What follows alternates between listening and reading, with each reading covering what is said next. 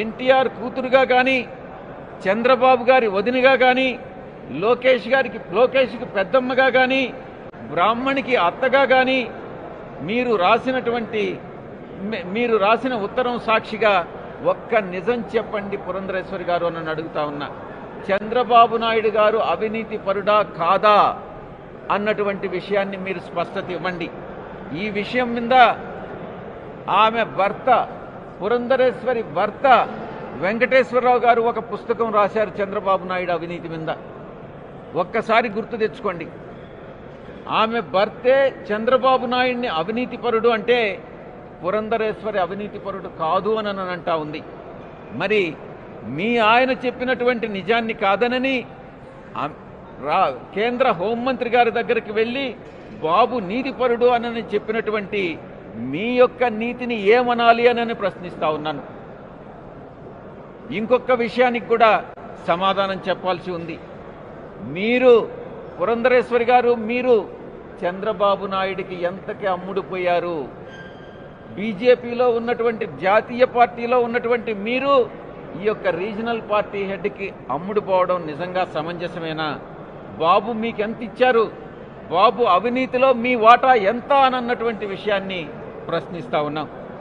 75 సంవత్సరాల వయసులో కూడా తిరుగులేని ఎనర్జీ ఉందనని చంద్రబాబు గారికి నిన్నటి వరకు ప్రచారం చేయడం జరిగింది.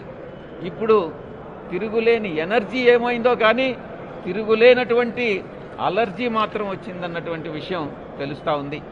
ఇక తనకంటే అప్పట్లో నందమూరి తారక రామారావు గారు చెప్పారు, తనకంటే మహానటుడు చంద్రబాబు అని స్వయంగా ఎన్టీఆర్ గారే రాష్ట్ర ప్రజలను ఉద్దేశించి చెప్పడం జరిగింది.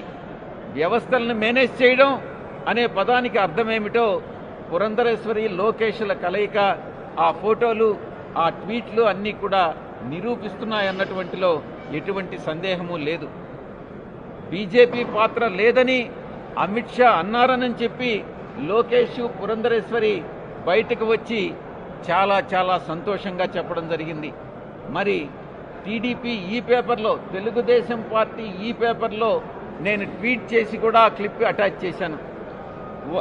ఈ పేపర్లో వారంతా మోడీయే చేస్తున్నారని టీడీపీ ఈ పేపర్లో వ్రాయడం జరిగింది. మేము ఏనాడు మా ప్రభుత్వ పరిధిలో సిఐడి అరెస్ట్ చేయడం లేదని చెప్పట్లేదు. మా ప్రభుత్వ పరిధిలో ఉన్నటువంటి సిఐడి అరెస్ట్ చేసినటువంటి మాట వాస్తవం. నేరం దర్యాప్తు చేసింది మా ప్రభుత్వ పరిధిలోనే సిఐడినే, కానీ కేంద్ర సంస్థలు కూడా బాబు అవినీతిని ధృవీకరించాయి. ఈడీ కూడా ఎన్ఫోర్స్మెంట్ డైరెక్టరేట్ కూడా ఆ యొక్క కేసులను గుర్తించి వారు కూడా కేసును నమోదు చేయడం జరిగింది అన్నటువంటి విషయాన్ని మేము తెలియజేస్తా ఉన్నాం. ఇక తప్పకుండా ప్లీజ్ సబ్స్క్రైబ్ .న్యూస్.